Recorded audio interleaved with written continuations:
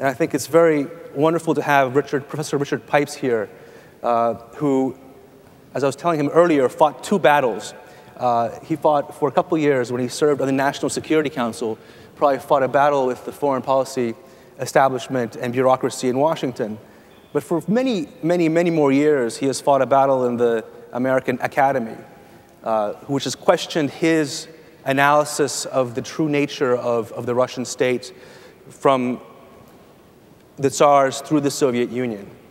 And I guess it'd be wonderful to hear your perspective about how did we go from a situation where, like I remember in the 70s in Poland, we were living in a stagnant, captive Europe, to soon having this paradigm shift from détente to a policy that was intended to have America win the Cold War.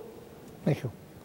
Well, before I address myself to the general question of this panel, if I could say just a few words about the question which was raised by the previous panel, whether it was communism or Russians that were oppressive, because it's a subject which I've occupied myself with virtually my whole professional life. I just want to state an obvious fact that while communism, that is Marxism-Leninism, is a European idea, it nowhere in Europe led to communism. It only led to communism in Russia. And the reason for it is that Russians lack the traditions of Roman law, they lack the traditions of private property, and so on, which are so important in maintaining democracy. It's a fact, I will allude to a little bit later, that Russians are very little socialized and very little politicized, and they want a strong government. They want an authoritarian government to protect them from each other. And that is why, if I'm asked who is the oppressor, I would say the Russians. Public opinion polls today reveal it. Public opinion polls conducted today show the majority of Russians attach very little importance to freedom, a tremendous amount of importance to authority and to order. We are celebrating the fall of the Berlin Wall, and rightly so. This was a symbolic event in the end of the Cold War. But I'm a professional historian, and we professional historians are aware of the complexity of causation. That when things happen, they very rarely have just one cause. They have multiple causes.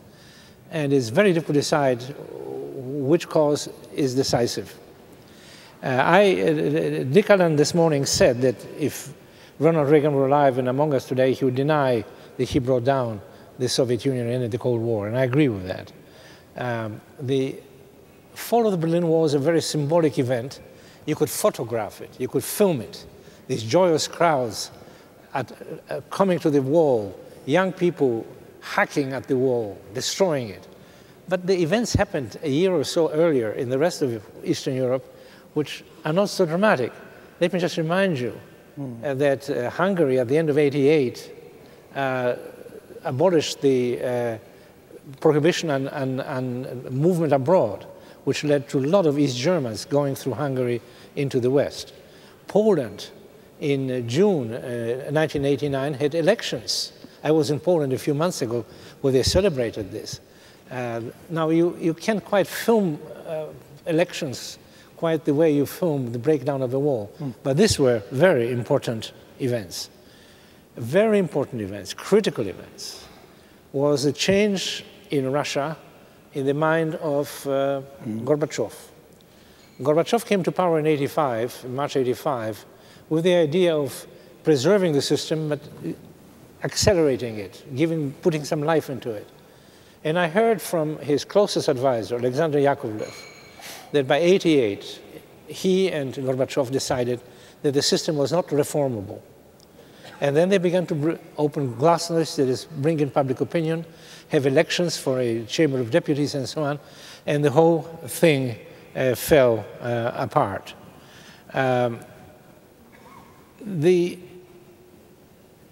These are events which were very complicated, and I certainly feel that Reagan contributed greatly to it, largely by persuading the Russian leadership that we are here to fight. Because after our withdrawal, defeat and withdrawal from Vietnam, the Russian leadership believed that we have quit, that we've withdrawn into the United States, we become isolationist, and the world is theirs. And Reagan showed them that this was not so. This was a very important factor, but it's only one of the factors that brought down this regime. Now, I was Reagan's Soviet advisor for the first 2 years of the administration, and I was always puzzled by him. I liked him very much and admired him tremendously. He was no intellectual. I think anybody who knew him would admit to that. And yet, he had some kind of an instinct that told him what was what. He was in some respects rather naive about Russia. I remember him once saying that in private, in a small gathering, that he believed that the poverty of Russia is due to their following Marxism-Leninism. And that if they abandoned Marxism-Leninism, if you could persuade them to abandon Marxist-Lenin's theory, Russia would blossom out. So I had to tell Mr. President, they don't want Russia to be prosperous.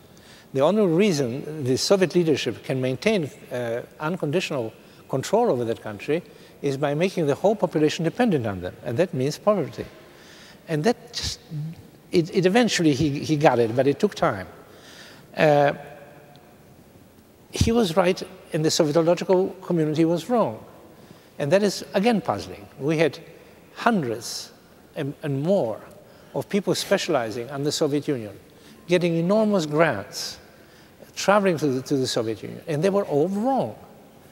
I recall in the late 1981, I attended a meeting of the American Association for the Advancement of Slavic Studies, which is a professional academic association, as a representative of the Reagan administration.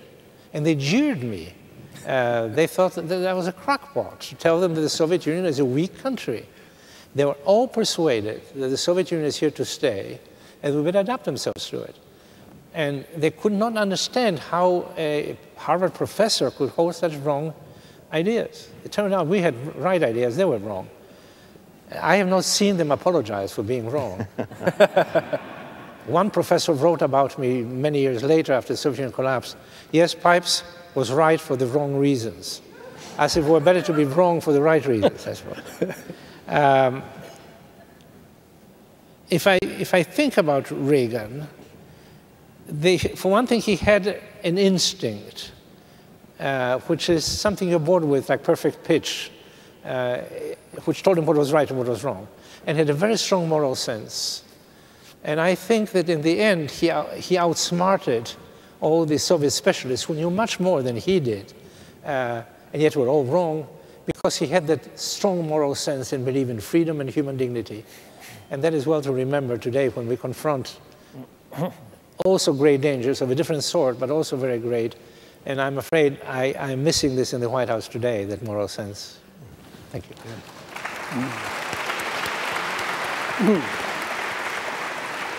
Lee Edwards, you wrote the first biography of Ronald Reagan, you told me back in 1965, if I understand. Where did this instinct come from, and what was it informed by? Was there more than a gut sense for what is right and wrong to Reagan's worldview? Well, good afternoon, ladies and gentlemen. You're still here. You all must be the hardcore of the Reagan-aughts.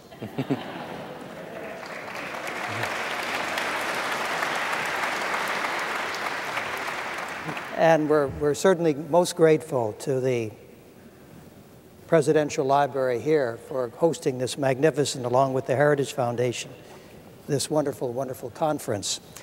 I have to respectfully disagree with my colleague and esteemed professor of history at Harvard. I would say that Ronald Reagan was an intellectual.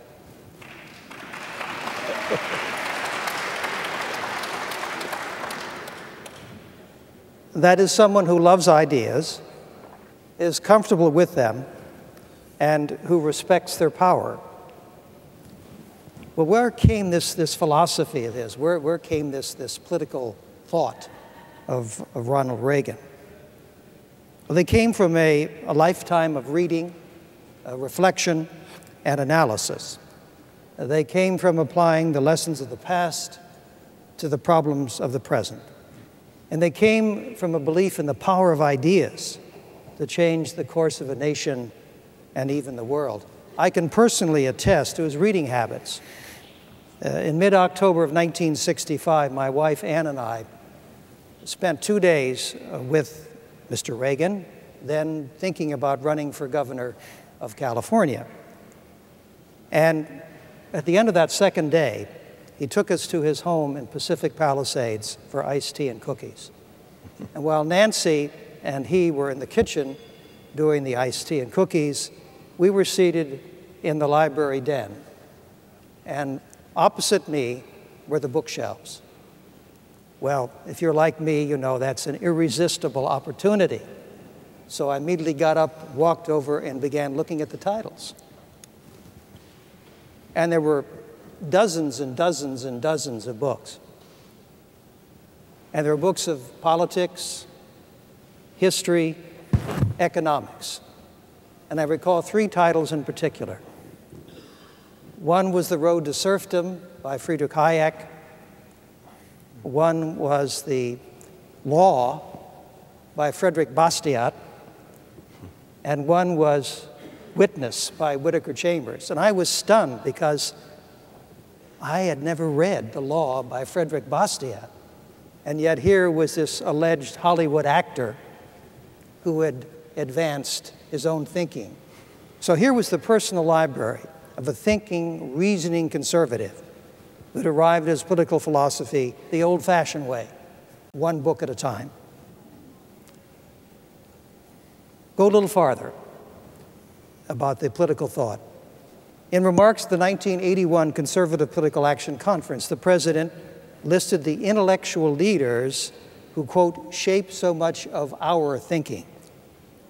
He mentioned Russell Kirk, Hayek again, Henry Hazlitt, Milton Friedman, James Burnham, and Ludwig von Mises. And he singled out one person in particular, Frank Meyer. Probably very few people even know who Frank Meyer was or is. But he was a senior editor of National Review and was the godfather of fusionism, a synthesis of traditional and libertarian thought. And that's not surprising because Reagan himself, think about it, was a master fusionist, able to fuse conservatives of all strains, Americans of all parties, and no party into a grand governing coalition. And ladies and gentlemen, we need that kind of leadership today.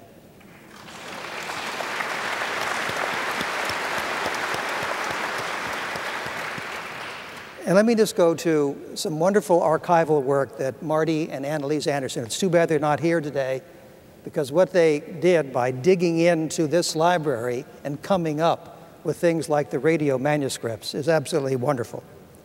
Go back and read those radio manuscripts from 1975 through 1979. You can see there the ideas, the policies, the programs of his presidency. For example, the main goal of U.S. foreign policy, he once argued in a radio commentary in 1975, should be to defeat communism through such measures as a strong military and support of the captive nations behind the Iron Curtain. In another commentary, he used language that anticipated his famous 1982 comment to the British Parliament that Marxism-Leninism was headed for the ash heap of history. This is what he said in that radio commentary. Communism is neither an economic nor a political system. It's a form of insanity.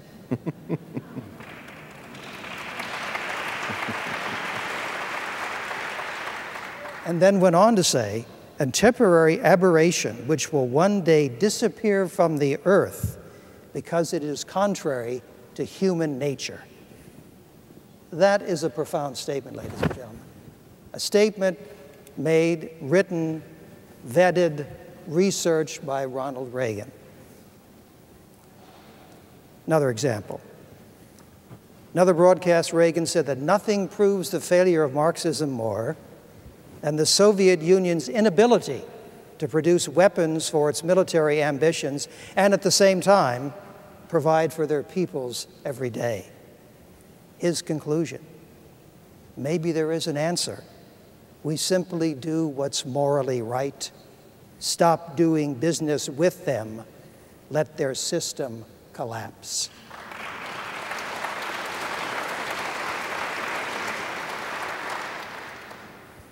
Reagan did more than anyone else, stated the Russian analyst Leon Aron, to delegitimate and demoralize the Soviet Union. Among those who agreed with that judgment was the Soviet dissident Natan Sharansky. Mr. Sharansky was in a Siberian prison in early 1983 when his jailers permitted him to read what else, but strangely, the latest copy of Pravda.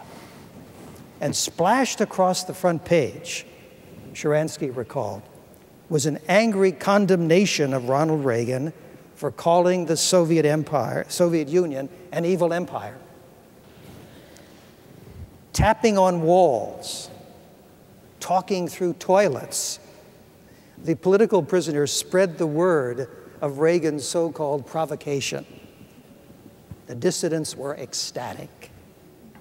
Finally, Sharansky later wrote, the leader of the free world had spoken the truth, a truth that burned inside the heart of each and every one of us. And let me conclude this way. In his farewell address to the American people in January of 1989, President Reagan explained that the men and women of the Reagan Revolution, including, I'm sure, all of you, meant to change a nation. And instead, he said, we changed a world. All in all, he said, with a twinkle in his eyes, not bad. Not bad at all. Mr. Reagan was more interested in the success of his ideas than in his securing a place in history. And so in that final message to America, he insisted it was not his style or the words he used that made a difference. It was the content. I wasn't a great communicator, he said, but I communicated great things. Well, we all know that he was being much too modest, as was his wont. He was a great communicator of great and enduring ideas, like freedom is the natural right of all peoples, an idea so powerful and irresistible that in November of that same year, the Berlin Wall came tumbling down, and 2 years later, the Soviet Union, the one-time evil empire, quietly and permanently disappeared. The power of ideas, indeed.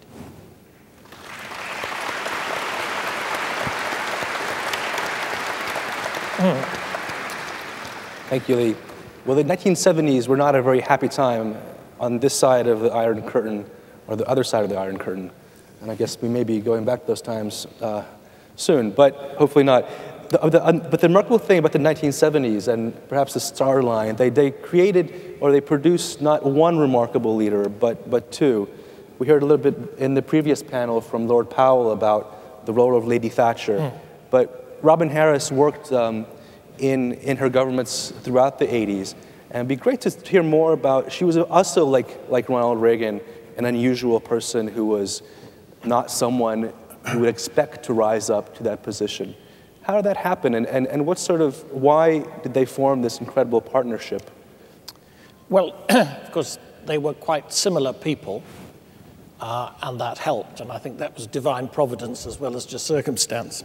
But I think that to understand why Mrs. Thatcher and Ronald Reagan succeeded in doing what they did, you have to go back at least to the 1970s. You can't just try to understand it in the 1980s.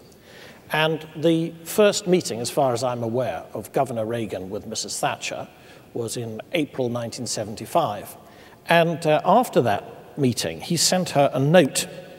And it reads, or the beginning reads, "I've chosen a dark day to write a belated thank you for being so generous with your time on the occasion of our recent visit.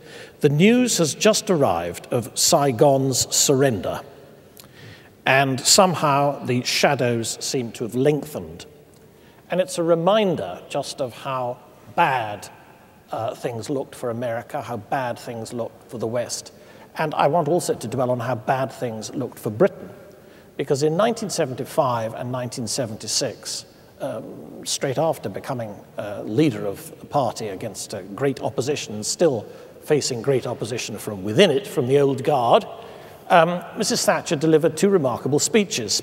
The first in 1975 was drafted by that great anti-Cold War hero, Bob Conquest, and its main thesis was to question the Helsinki process and to echo the worries of Solzhenitsyn that, in fact, Helsinki would legitimize the Soviet system in exchange for essentially unverifiable undertakings about human rights. And the second speech, in 1976, concentrated mainly on the nuclear arsenal, on the naval expansion, and in general, the military threat posed by the resurgent Soviet Union.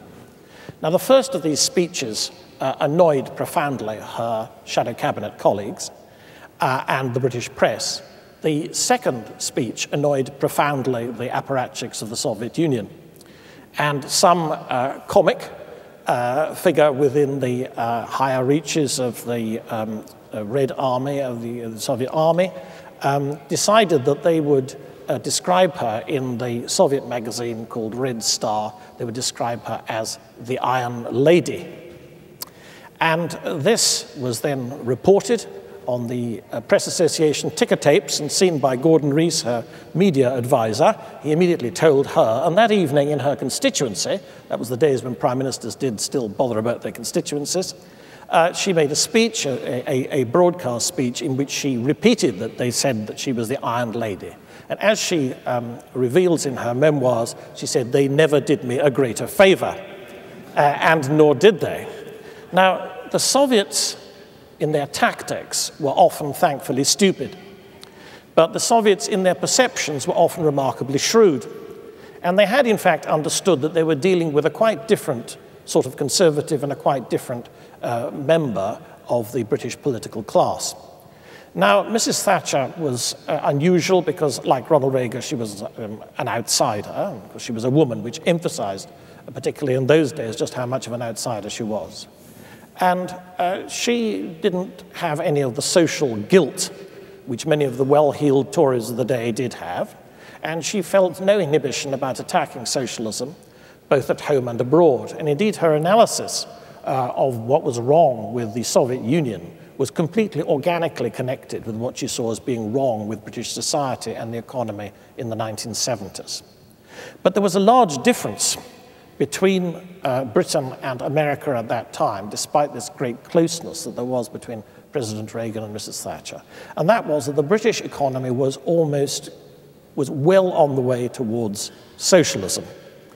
We had an enormous public sector. We had the IMF. We were in the grip of militant trade unions.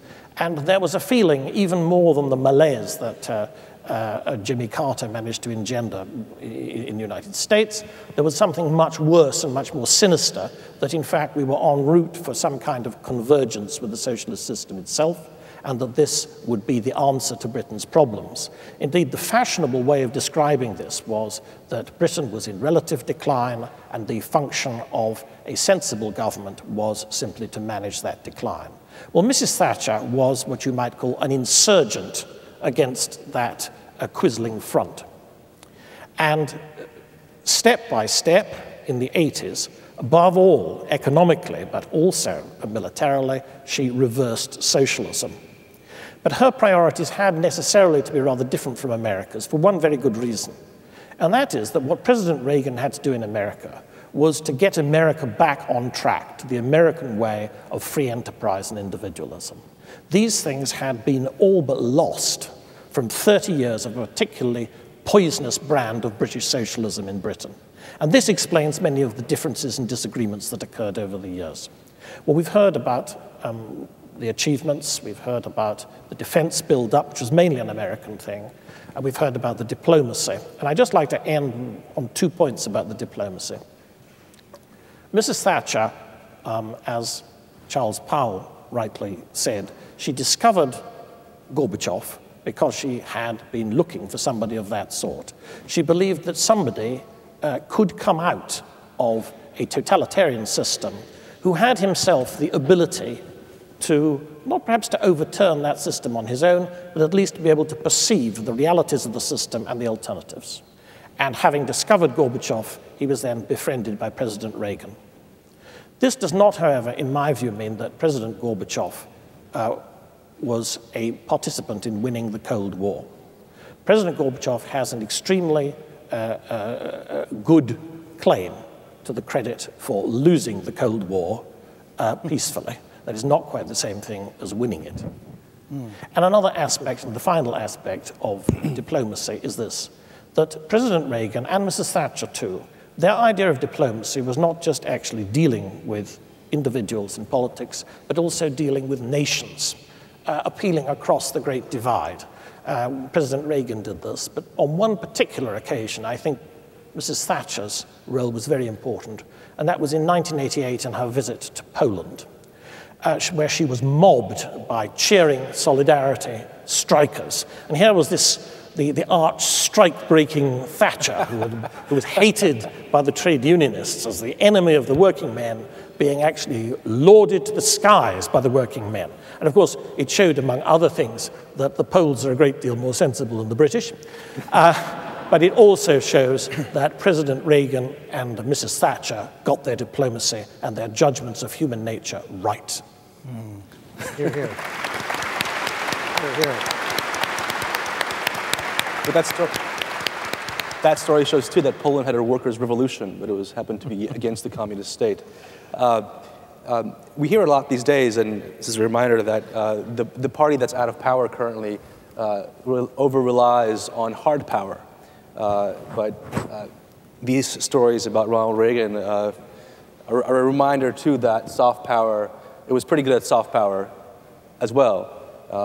He led by example. His words carried weight that is incalculable, but we hear, and we heard after the fall of the Soviet Union how important it was what he said, how important it was that Radio Free Europe was being beamed into these countries behind that wall.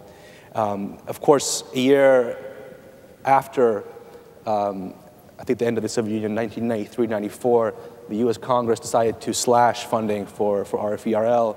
There was some talk about closing down the station, which was then based in Munich. And then Václav Havel, who was then the president of the Czech Republic, said, no, please don't do this. It was too important for us, and I think they can still play a role. So he then donated a building for RFERL in Prague, and I think charged $1 per year in rent. And it happened to be, I believe, the former... It was a former communist parliament. Right, that's right. And John O'Sullivan is now in Prague and works for, and is the editorial director at RFERL, which is doing still a remarkable job in countries that unfortunately did not catch this wave of democratization. And it'd be wonderful to hear from you about what we can learn from the experience of the Cold War and how it applies now. Well, thank you, Matt. And let me just begin by saying what a privilege it is to be present at this conference, to be one of such a distinguished panel of speakers, and particularly to be under the patronage of Mrs. Reagan, whom we all honor, not only for the grace she brought to the post of First Lady, but also because Ronald Reagan could never have achieved what he did without the sure foundation of domestic happiness that she provided. So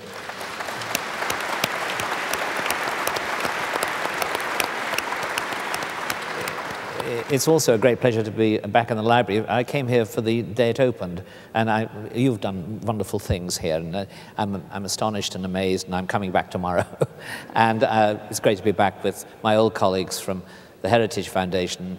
Ed Fulner, I joined it in '79 when it had, I think, 5 members of management and about 28 people, and budgetary difficulties we all worried about. We're happier days now. Well, I want to begin by, if I may, by distinguishing between the end of the Cold War and the end of communism.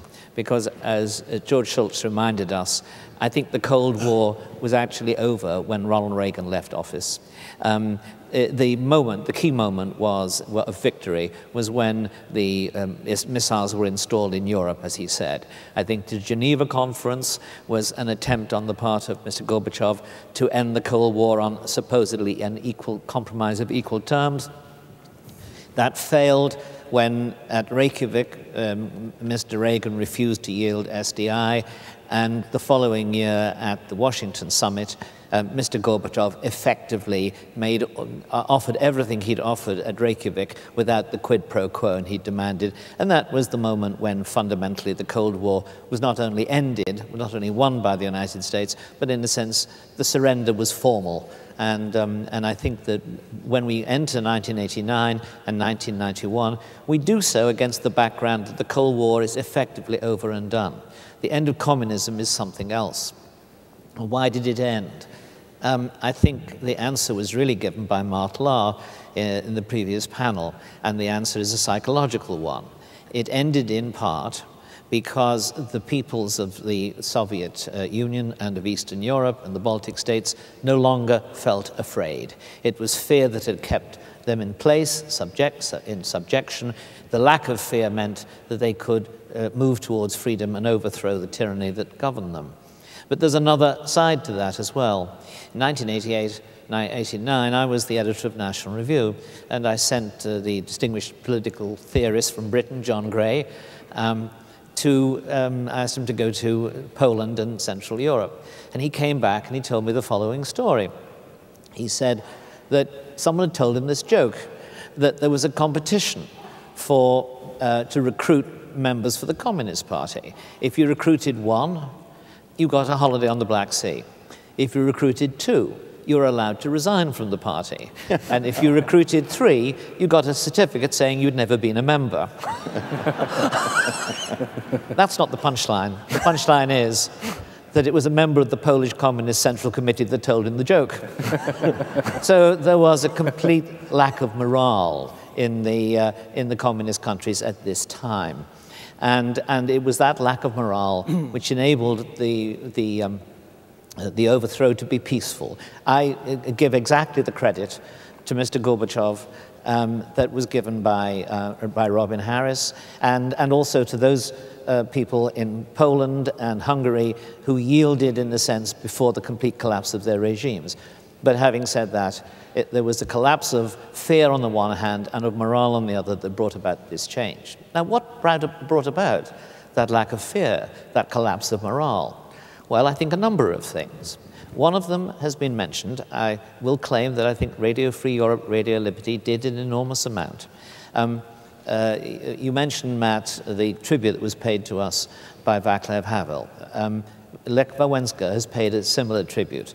And the current Foreign Minister of Poland, Radek Sikorski, said to me he owed his entire political education to two things: Radio Free Europe and the poor quality of communist housing, because his parents listened in the next room, but he could hear it through the wall.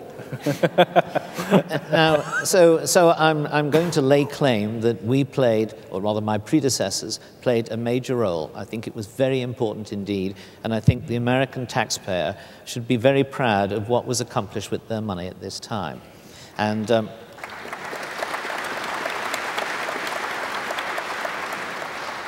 now there are other factors too. I'm going to identify three, and I'm going to identify those three factors with a particular person. First of all, there was the spread of religious belief and a revival of religion in the Soviet bloc. And that, of course, was sparked most dramatically by the election of John Paul II as Pope, and secondly by his visit in June 1979 to Poland.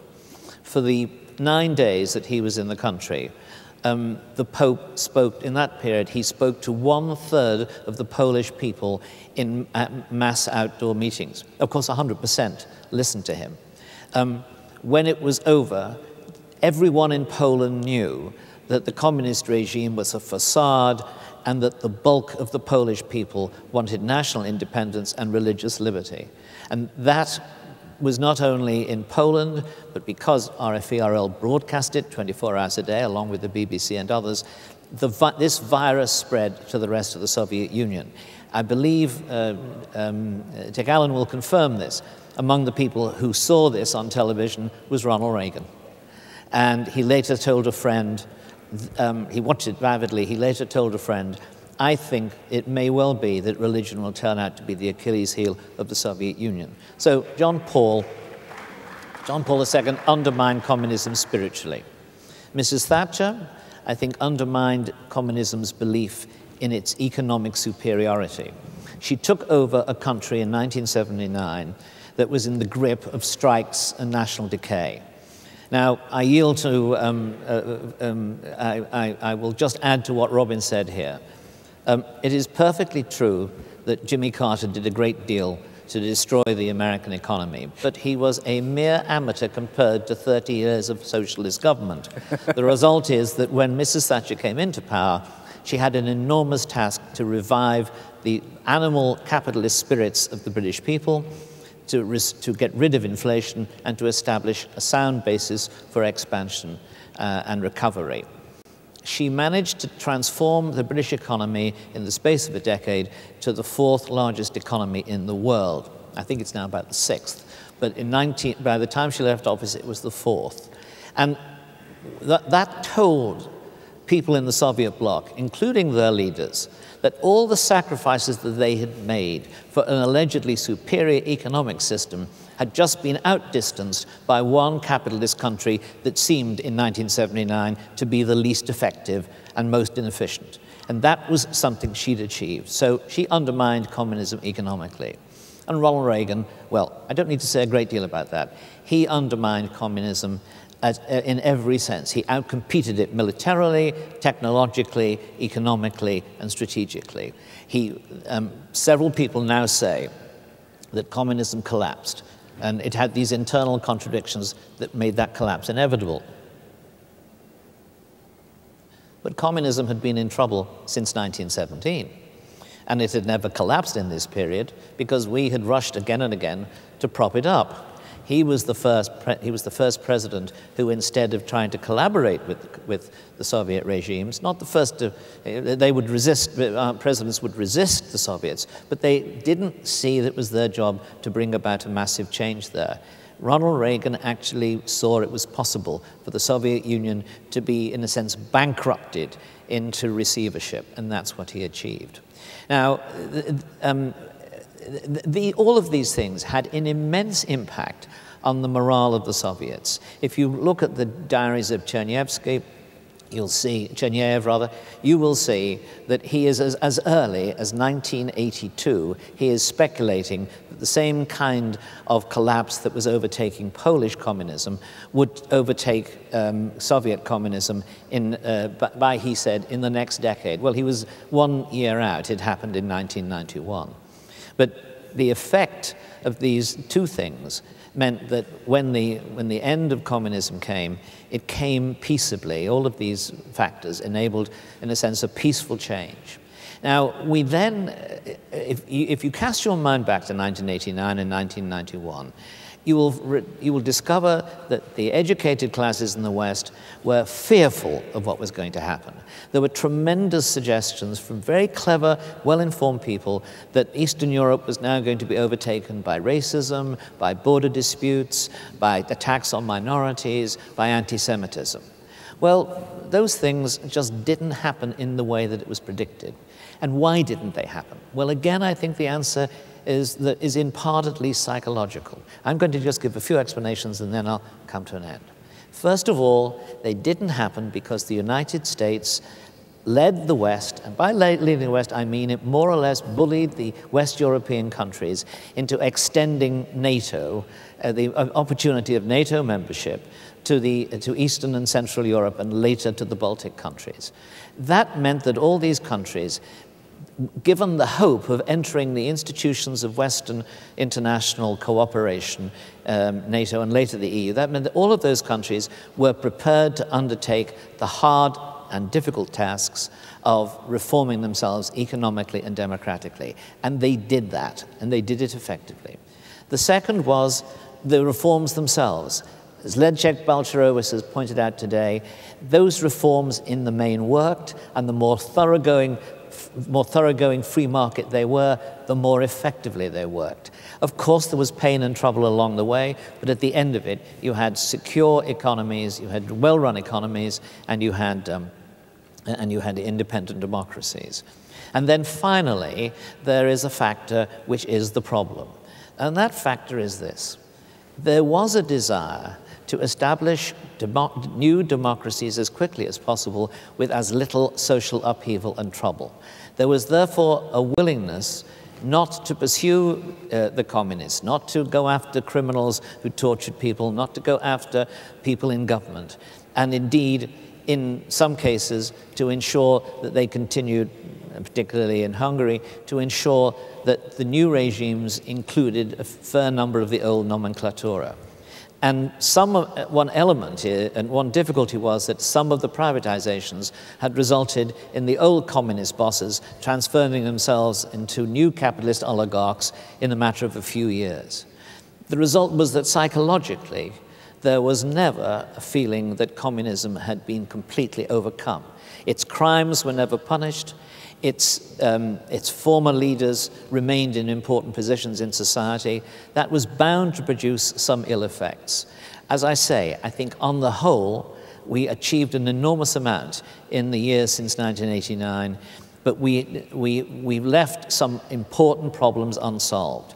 Those important problems have come back to haunt us in the existence of a regime in the Soviet Union, in the regime in Russia, which is beginning to revive the reputation of the Soviet life, which is going in for a qualified rehabilitation of Stalin, which is, and here it's not me speaking, but the distinguished East European intellectuals who wrote an open letter to the Obama administration, which again and again disregards international norms in the way it treats the nations around it, which it clearly considers still part of its sphere of influence. In fact, what we now have in Russia is a regime which does not really accept the post-Cold War settlement of 1989 and 1991.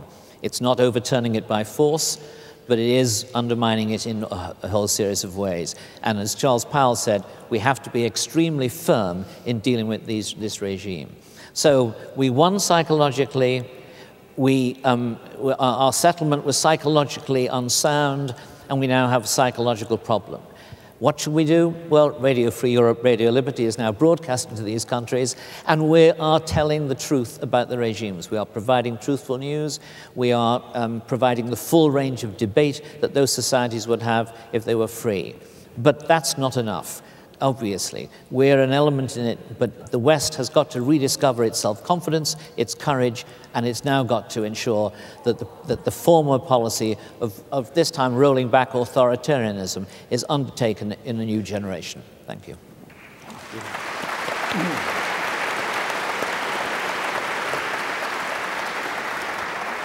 So I guess merely pressing the restart button will not be enough. Well, it's a different sort of reset button, isn't it? Turn last before we go to discussion to Peter Brooks, who's had a long and distinguished career in government, but he started out as a young naval officer on the ground or on the sea in the Cold War. Thank you very much. There's always this fear of being the last panelist on the last panel that everything has been said, but not everybody said it. But I still think there are a few things to be said. And despite all of the wonderful things that have been said today, I think that if it weren't for the strong, deep, rich national security strategy we had during the Cold War, we wouldn't be sitting here today celebrating the fall of the Berlin Wall.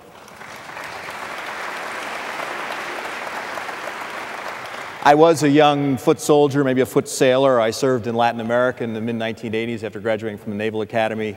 Went to Russian language school, flew Navy reconnaissance missions against the Soviets in the Far East and Southeast Asia, and also I served in the Middle East. And I had to go back and look at this because I experienced it in that respect and actually look at it from a historical perspective. But I'm not a historian. But I was struck about the things that I saw, the philosophy behind it, the idea of peace through strength, the raising the costs of confrontation with the Soviet Union, being willing to negotiate, but negotiating from a position of strength. President Reagan, as I recall, didn't meet with a Soviet leader. A lot of them passed. It was a problem. That was one of the problems until 1985, when he met with Gorbachev in Geneva. The United States was back then. The economy had turned around. There was moral clarity in our foreign policy, and the U.S. military was on the upsurge. I think another thing we understood is that change comes from pressure, not from appeasement and accommodation. And there was this feeling that the United States would not be intimidated. And I think these are all things we could certainly use a lot more of today in our foreign policy.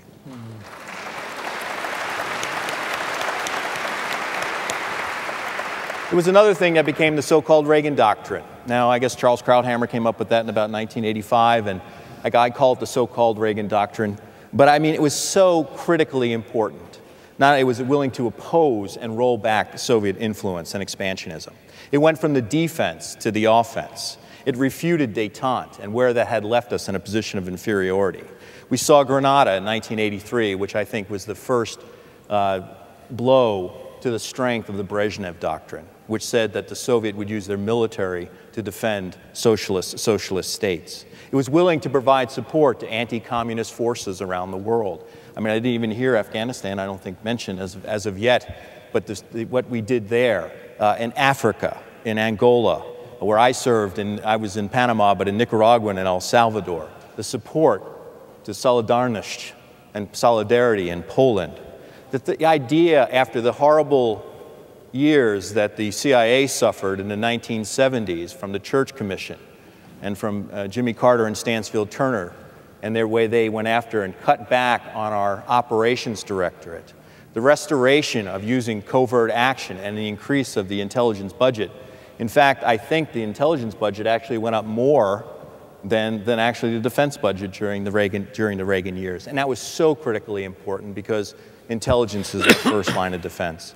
Another thing that isn't talked about much is the willingness to prevent the leak of Western technology to the Soviet Union. We had this advantage in technology, and the Soviets wanted to get their hands on it. This is one of the things, and I'll talk a little bit about SDI, but they were really worried about military superiority, our military technological superiority, and we took steps to prevent that leakage to the Soviet Union. And as a sailor, I was very grateful for the fact that they were doing that. Our military renewal, which some might call the military buildup, we looked at a 600-ship Navy, 15 carrier battle groups. We're down to about 10 or 11 today. Battleships. Our global forward strategy, which I can attest to, was both global and forward. We are out there on the pointy end of the sword. Our Air Force, the B-1 bomber, the revival of the program. The stealth bomber was continued, the development of that. The MX ICBM missile. The Army got the M1 tank, the Apache. And we also moved to light Army divisions, which allowed us to deploy more quickly to trouble spots around the world. The Marine Corps got maritime prepositioning in places like Diego Garcia. But one of the most important things, and one of the things that I felt, was the pride that was restored to the American military.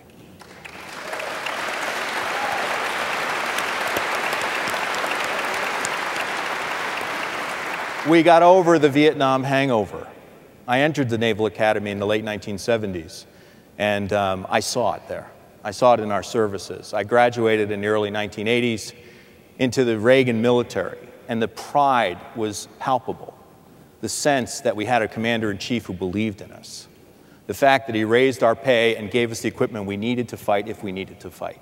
And it made a tremendous difference. Top Gun didn't hurt, but I'll tell you, it was going on well before that time, that pride. I felt that President Reagan, as a young naval officer, that he healed the crisis in the American spirit. Remember Jimmy Carter talking about that? He healed it. I think not only as a nation, but he also healed it. He also healed it for the American military, which is critically important. And then, of course, SDI, which has been mentioned several times today. This had a defense program had a major impact on our foreign policy, the strength of our foreign policy. And what is most interesting to me in looking at the historical record is that the Russians, in many ways, believed more in it than the Americans did. And in fact, if I can't quote this quite correctly, but I think the New York Times called it a projection of fantasy into policy. Well, that's not true today. In fact, that idea is moving in the direction of keeping us safe from the growing threat of ballistic missiles and the weapons of mass destruction they may carry. Today, we can actually, I remember in the 1990s when I was a Capitol Hill staffer and we were talking about missile defense, and they were saying, we'll never be able to hit a bullet with a bullet, which is basically what you're doing in a missile defense scenario. Today, the technology has come so far that we can actually hit a spot on a bullet with a bullet. And I think it's wrong that we've moved back on Eastern Europe missile defense in this administration. The first duty of any American president is to keep the American people safe. And that's what Ronald Reagan set out to do, and that's what he did do. But SDI, a major impact on foreign policy. The Soviets believed in it. They were also scared to death of it because they were afraid it would lead to other military breakthroughs because of our engineering and scientific capabilities. So I think the fact that a peace through strength and negotiation from a position of strength, a strong national defense is critical to effective diplomacy. We were proactive, we weren't reactive. And the other thing I think that was tremendous is that on day one, the Reagan administration, the Reagan team had a plan, and they executed it. And I think that is critically important to us. There was this constancy to purpose and an unwillingness to allow us to be intimidated. And I think because of these things, because of these lessons, we're sitting here today celebrating the fall of the Berlin Wall. Thank you. Well done, Peter. Well done. Thank you, Peter. I want to go back to what Lee Edwards mentioned about Reagan's ability to forge this fusion, create these coalitions. And I was reminded of going to these rallies held in Washington at the AFL-CIO. And up on the podium, you had Lane Kirkland, Scoop Jackson, Jeane Kirkpatrick. And someone had told me that this wasn't very widely publicized, but that Ronald Reagan saw Lane Kirkland occasionally for a meal. And I wonder sort of how we managed to create not a full bipartisan consensus, obviously, but to carve off parts of the Democratic Party, and what might be needed to recreate a bipartisan consensus today on foreign policy. It was a very famous dinner in, I believe it was late '79, arranged by Dick Allen, I think. Dick, you still here? And bringing candidate Reagan together with a bunch of intellectuals, Democrats for the most part, former liberals, neoconservatives, call them what you will. And one of them was Jeane Kirkpatrick. And they deliberately set Jeane next to Mr. Reagan. And they were going back and forth about foreign policy, national security, and so forth. And Kirkpatrick was a little not quite sure how to handle this, and here was this conservative Reagan and so forth. And finally, after several minutes of, he leaned over and said, "That's all right, Jeane. I was a Democrat once myself." Can I take issue with Lee on this question whether Reagan was an intellectual? One of the qualities of an intellectual is that he or she gets their ideas from books. If Reagan had gotten his ideas about the Soviet Union from books, he would have become convinced that the Soviet Union is indestructible. He never would have taken it and challenged it. Yes, he read books, of course he read books, but he was not an intellectual in the sense that he got his ideas from books. He got them from some other source, which to me is mysterious. I never could quite fathom where he got them from. I think, let me just say one thing, he obviously got his loathing of communism from his experience with communist labor unions in Hollywood. And that's where he first learned about them lying and cheating and so on. But about the Soviet Union, he did not know very much. Some instinct told him, this is not only an evil empire, but it's a very perishable empire, and we can destroy it. Right. Well, I don't want to, this is temptation, I'm going to have to rebut just a little bit. Just one quick rebuttal. And that is that, and some of you may know this name, there's a gentleman named Lev Dobryansky, who was the author of the Captive Nations Resolution, and then head of the National Captive Nations Committee. He wrote a book called The Russians Are Not 10 Feet Tall. And he and Ronald Reagan were in communication with each other. And Lev Dobryansky was a professor of economics at Georgetown, chairman of the department and so forth, an intellectual, and was able to provide information about Russia, about the Soviet Union, which I know that Mr. Reagan knew about, and which was part of this synthesis that he went through. Another thing, and I'm not saying that he was an intellectual like you, Dick. I mean, who is? But from 1954 through 1962, when he was working for General Electric, he used to take the train from city to city, speaking before General Electric factories. And he took the train because he was afraid to fly. But that changed. When he ran for governor of California, they said, look, you're going to have to start flying. He said, okay, I'll start flying. But in the 50s, early 60s, they took these trains. These long train rides, 10, 12, 15 hours, what did he do? And his escort officer told me that he read.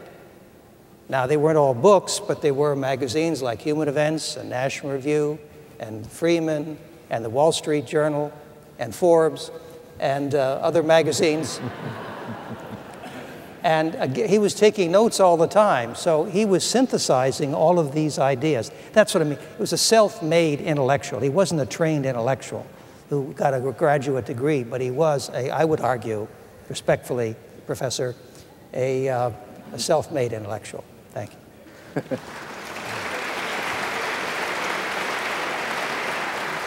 I can't resist wanting to ask Professor Pipes, whose many works, including Russia under old regime, have shown the deep authoritarian nature of the Russian state from its founding. Ronald Reagan obviously believed that things can change. He was not a historical determinist. And I wonder, do you think there's any hope that Russia can take on a Western identity, embrace liberal democracy somehow? Or are we fated to always have Well, Russia there is hope, but you're dealing with a process that's extremely prolonged. If Russia ever is going to be a democracy, a country that respects law, that respects civil rights, that respects property rights, it's a matter of 30, 40, 50 years. The polls, I've followed very closely the Russian public opinion polls, show that basically they do not trust any government. They think the government has to be strong and protect them, but all governments are crooked. They all consist of liars and crooks who use government to amass fortunes, which indeed is their experience. And they want to have as little to do with it as possible. They are not interested in voting because they don't see any point to it. They don't think they have any influence on the government. So you have to change the whole mindset. When I was in Russia in June, I was called into the Kremlin by Medvedev's and Putin's closest ideological advisor, Vladislav Surkov. And he's a mysterious figure. He's supposed to guide this whole regime with his ideology. And he told me he had read my book, which has been translated into Russian, Russian the Old Regime, and he liked it. Now, why did he like it? Not for the reason I wrote it. He liked it because it proved that Russia always had autocracy and never had democracy. So he says, you see, so nothing has changed. That's our tradition. So indeed, this is true, and I don't give up hope that Russia someday will be democratic, but I think it's a very slow process. Yeah. John, you highlighted also the emerging Russian threat as perceived by Central Europe. Is there now a crisis of confidence in NATO? Do people in Central Europe still believe that Article 5 means something, that if anything goes wrong, America will come to their defense? Well, the answer is that they are more doubtful of that since the decision to not to install the missile defense system in Central Europe than they were before.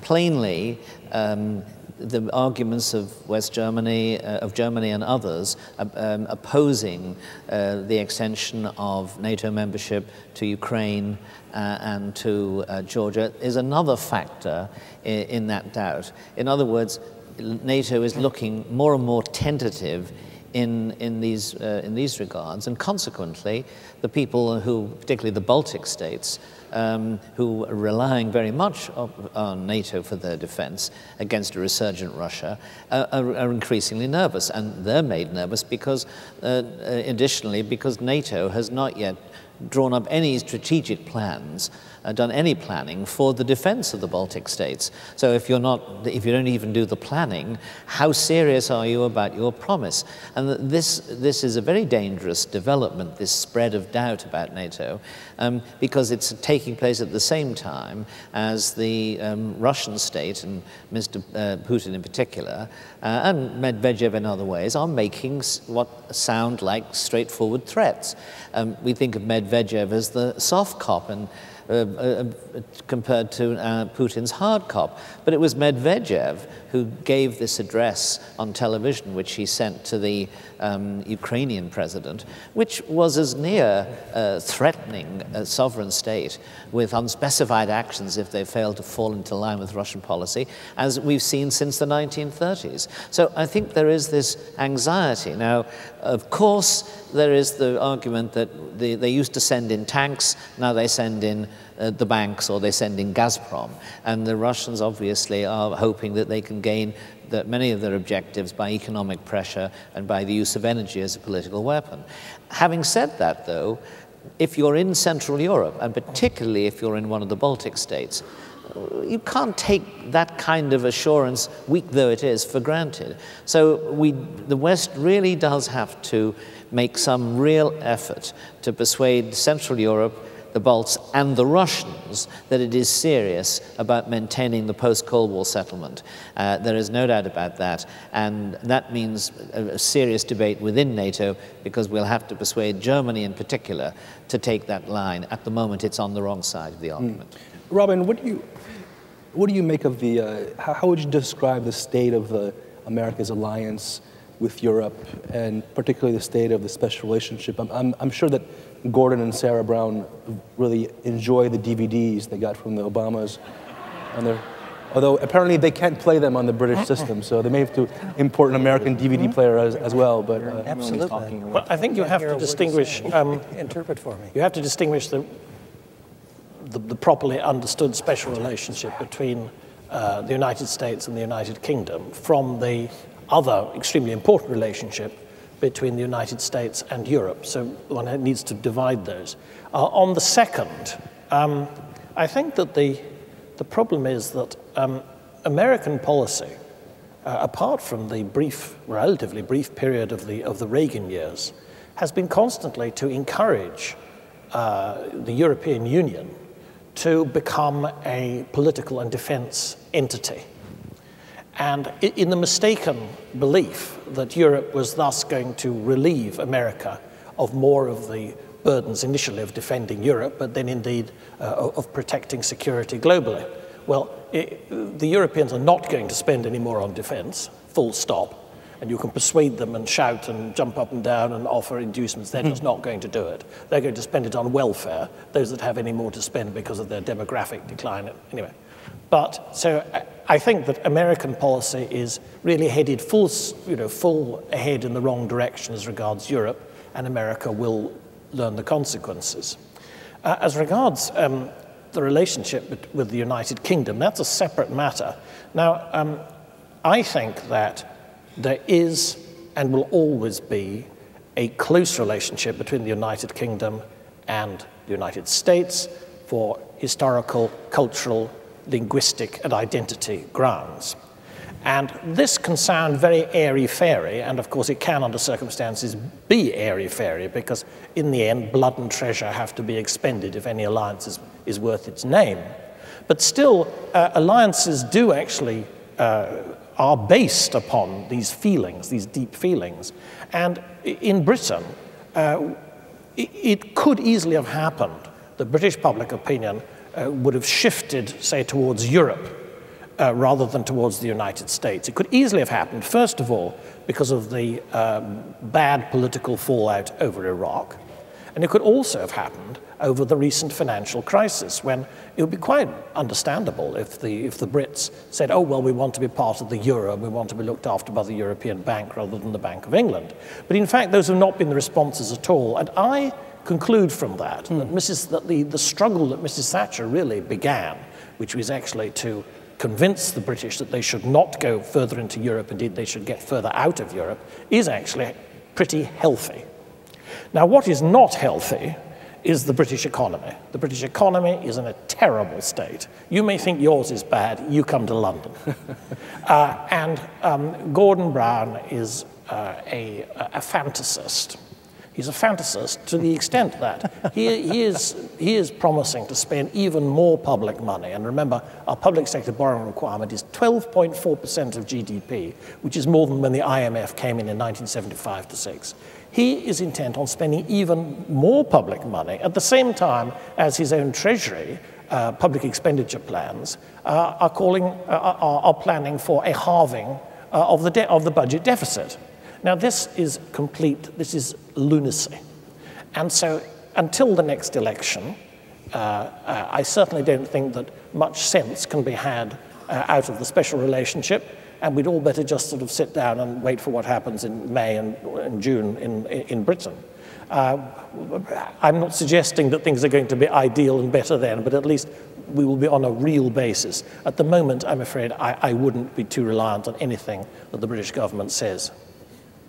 Thank you. In 1989, we were told that history is ending. In some ways, it was borne out. Apparently, that 20 years ago, 40% of the countries in the world were led by legitimately elected governments. Now we're up to almost 65%. The new cliche is history's back. Authoritarian governments seem to be on the rise. What should the American and the Western response be now? How grave is this crawl back of authoritarianism in the world? Perhaps Mr. Peter or with Professor Pipes. Well, I sympathize with our promotion of democracy and human rights around the world, but I don't know how realistic it is that we can push this. Ultimately, we cannot be the world's policeman. And I think we should support countries which do go the democratic way and do defend, protect civil rights and liberties. But we cannot demand that this be a kind of minimum, a condition for our having decent relations. So we have to have relations with countries that don't do that. I'm afraid that's not what I would like, but I'm afraid it's just realistic. I think we have it's critically important for our national security that we support the hopes and aspirations of people to live in liberty. Whether you're talking about Iran, and I think the Obama administration's reaction to the demonstrators in the streets of Tehran over the last few months has been shameful. That's right. I mean, I don't think anybody could have said it better than the demonstrators the other day in Tehran, when they were actually, the idea of the public demonstrations by the government was to condemn the United States and the anniversary of the taking of the U.S. Embassy in 1979, when Iranian demonstrators who were counter-demonstrators said, Mr. Obama, you're either with us or with them. And I think that says it all. I think the United States, it's in our interest to see people live in liberty, whether you're talking about China, a quarter of the world's population, whether you're talking about Iran, whether you're talking about North Korea, Burma, Venezuela. I mean, I think it really increases our security, because even though we may not always agree on everything, I think that we can work better with democratic countries, and that will only increase our national. I agree that where you have a powerful movement from below, as you do in Iran, then we should support it. But to impose our ideals on countries where you don't have these movements, it's just don't quixotic, I think. Perhaps I could just add to this, because I think both of you are correct. You can't impose democracy on countries where the conditions don't allow it. What you can do is give assistance, encouragement to those to the people there who are themselves Democrats and want to change their societies. But in many of the countries we're talking about, those numbers are too few to make significant social change in the short term very likely. However, what you can do, and this does not involve armed forces or massive diplomatic policies, what you can do is try to foster in those countries the conditions of debate, argument, free discussion, good information, which over a long period of time, along with such factors as the spread of property rights, brings about a change in the society in the direction of democracy. Now, in effect, that's what international broadcasting by the World Service of the BBC, by RFERL and others does. It essentially tells those societies, look, this is how people behave in advanced, civilized, democratic societies. They debate, they argue, they discuss, they do so openly and clearly, they don't try to kill their opponents, and furthermore, they do so on the basis of good information. Now, you can argue that in lots of cases, this takes a long time. Yes, it does take a long time, but it actually is a more sure road to improving things than anything else. And in the case, for example, of Iran, there's no doubt that Radio Farda, our service, has had a big impact on telling people exactly what's been going on and breaking the monopoly over information that the regime would otherwise have. And the regime demonstrates that this is true by trying with all their might and main to jam us and to block our reception through the internet. An example slightly more advanced is what's happened recently in Moldova. The communists tried to get away with stealing an election. There were riots. We reported these things very vigorously. We spread the information through the society. There's since been a second election, which has brought to power another government. I'm not saying everything in the garden is rosy by any means yet. There's still a political struggle going on there. But because free media was available through RFERL and the BBC, the autocrats, and in this case the communist autocrats, weren't able to get away with stealing an election. The people basically were kept informed and the whole thing was blocked. So something can be done, but be warned, it's a long business. Just quickly to the words, and then I take some questions from the floor, since you've all been so wonderful to stay till the end. Just a quick comment that it's possible for non-governmental organizations to make a difference. It so happens that an art group that I'm associated with has started an online global museum on communism some 3 months ago. And we look at communism from Karl Marx to the present and the 5 communist countries that still exist today. It's called globalmuseumoncommunism.org. I thought you'd never ask. I know it's a long thing, globalmuseumoncommunism.org. Say it 3 times.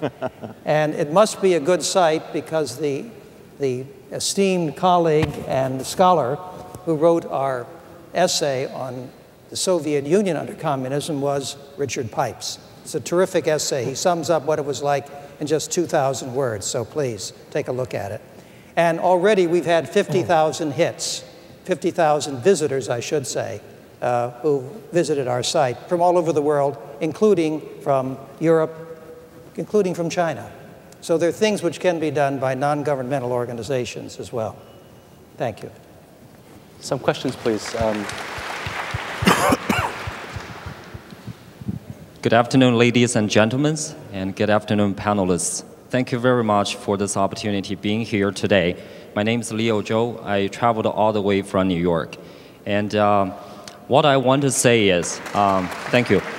What I want to say is, myself, I grew up in China, and Mr. President Reagan actually partially inspired me for seeking the opportunity after my college graduation for a scholarship here. And that's how I immigrated and settled down, and now in the process of naturalization. And one thing I want to say is, thank you. One thing I want to say is, especially Mr. O'Sullivan, he mentioned such a great point that during Mr. Reagan's time, I remember one thing clearly, maybe many of you are familiar with. Mr. Reagan raised a great idea, which is peaceful evolution.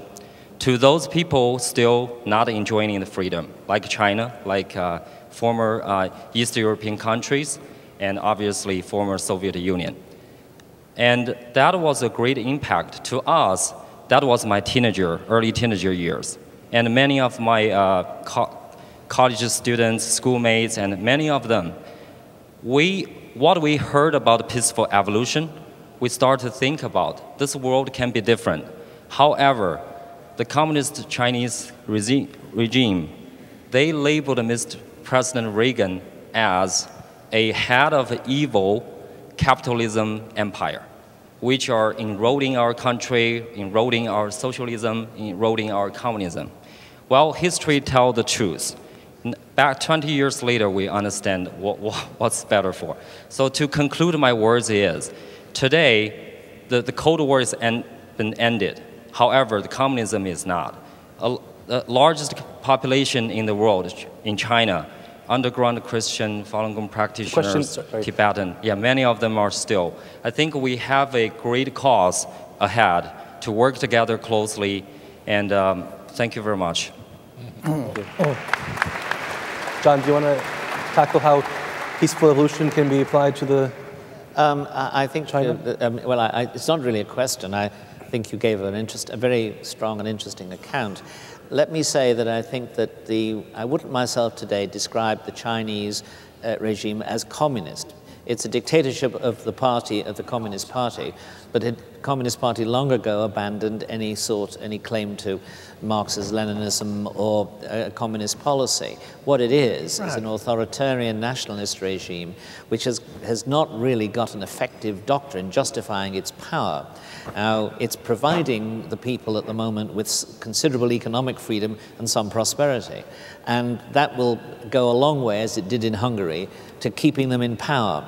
But at the same time, in my view, they are an essentially unstable regime. They don't have a justifying ideology which they can defend themselves to the rest of the world. And if they cease to deliver prosperity, and all regimes at some point cease to deliver prosperity, they're going to be in very serious trouble. I hope this does not mean that the evolution towards a freer society will be unpeaceful. I hope it doesn't mean it will be bloody. But I can't guarantee that. All I will say is that I think that the Chinese have been, in a sense, they're now in a position of being half slave, half free, and we have to tell the truth about that, while at the same time not taking action that is going to make life more difficult for the dissidents. I'm going to take two more questions and take them in succession. In back, please. You spoke about the special relationship between Britain and the United States, yet I seem to notice a shift. Britain released a Libyan terrorist that had killed an immense amount of Americans in a plane crash over Lockerbie, Scotland. And I'm wondering whether or not that is a harbinger of the increasing Muslim population in Europe, and whether that increasing Muslim population will cause a shift away from the United States in both Britain and Europe, and more toward the third world, especially toward the Muslim world. Well, I think the reason why this man was let go, allowed to go back, was, in a word, greed, because of the hope for useful trade deals with Libya. I have no doubt whatsoever. I don't think it's a matter actually of sympathy for Islam or because of large groups of Muslims in British society. I mean, it was a wrong decision. It should not have been made. I should also say that, of course, getting close to General Gaddafi is not just British policy. It actually began, I think it probably began, well, I think it was probably equally a policy of the United States and of Britain. I personally am against it. I was actually political advisor at the Home Office at the time that a young policewoman called WPC Fletcher was murdered and shot from the so-called Libyan People's Bureau. And it's long enough ago to say that, I mean, I believed and advised that because it was pretty clear who had done it, but of course you needed actually to have you needed to find the weapon in order actually to have the prosecution successful. I thought that actually that the various Geneva Conventions and others should have been breached in order actually to gain this, to ensure that actually this woman's murderer should have been brought to justice. Well, that wasn't done. I understand why it wasn't done. But I certainly think that, of course, if you start to try to get close to people like Gaddafi, then you are going to be led down a road which leads to iniquitous decisions, such as you've talked about. There is a wider problem, which is the very large numbers of Muslims who have come to settle in Britain. Now, I don't want you to get me wrong. There is absolutely nothing wrong with Muslims settling in Britain. The problem is that with uncontrolled immigration, I mean very, very large communities where either there is a full Sharia law or at least something approaching it, it is extremely difficult to monitor the small minority who are extremists and who may well be used by Al-Qaeda and other operatives, other sources abroad. But I think these are two separate questions. One more question, and then we have to wrap up. Please, the back there. Richard Allen spoke a little bit at the beginning about the taking credit. And this isn't a case of being boastful. To me, it's a case of that we have to accept what we have accomplished. The Reagan-Thatcher revolution accomplished a great deal. The Carter-Obama administration has had tremendous failures. And if there is a Nobel Hype Prize, when are we going to have a Reagan Freedom Award? That's the question. Well, I can say that last month I got the Truman Reagan Freedom Award in Washington from my friend here, Lee Edwards. So it exists. Well preserved. Well, thank you very. I think we have to wrap up now. Well, thank you very much for this wonderful event. Thanks to you.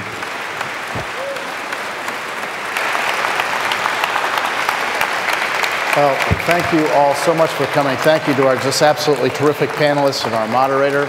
On behalf of Mrs. Reagan at the Reagan Foundation and Ed Folner at the Heritage Foundation, we so much appreciate you coming. Have safe travels.